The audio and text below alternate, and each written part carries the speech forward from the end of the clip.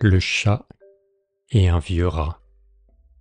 J'ai lu, chez un conteur de fables, qu'un second Rodillard, l'Alexandre des chats, l'Attila, le fléau des rats, rendait ces derniers misérables. J'ai lu, dis-je, en certains auteurs, que ce chat exterminateur, vrai Cerbère, était craint une lieue à la ronde, et voulait de souris dépeupler le monde. Les planches qu'on suspend sur un léger appui, la mort au rat, les souricières, n'étaient que jeux au prix de lui.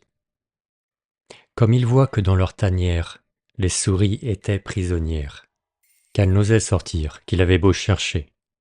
Le galant fait le mort, et du haut d'un plancher se pend la tête en bas. La bête scélérate à de certains cordons se tenait par la patte.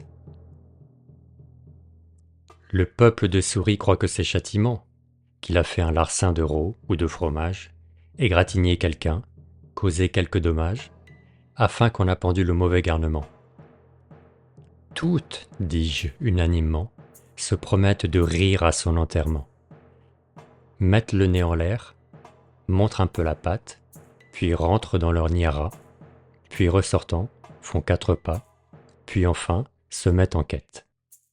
Mais voici bien une autre fête, le pendu ressuscite, et sur ses pieds tombants, attrape les plus paresseuses.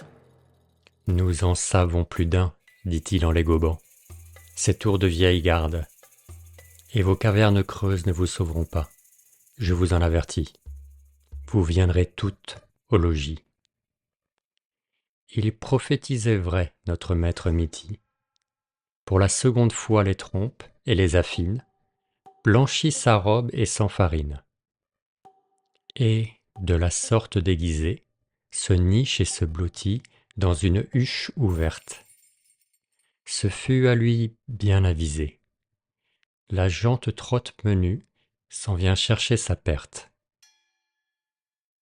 Un rat, sans plus, s'abstient d'aller flairer autour. C'était un vieux routier, il savait plus d'un tour.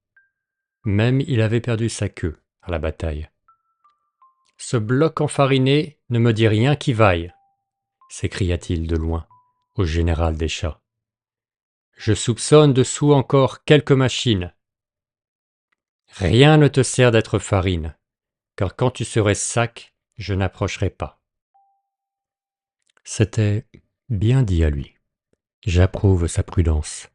Il était expérimenté et savait que la méfiance est mère de la sûreté.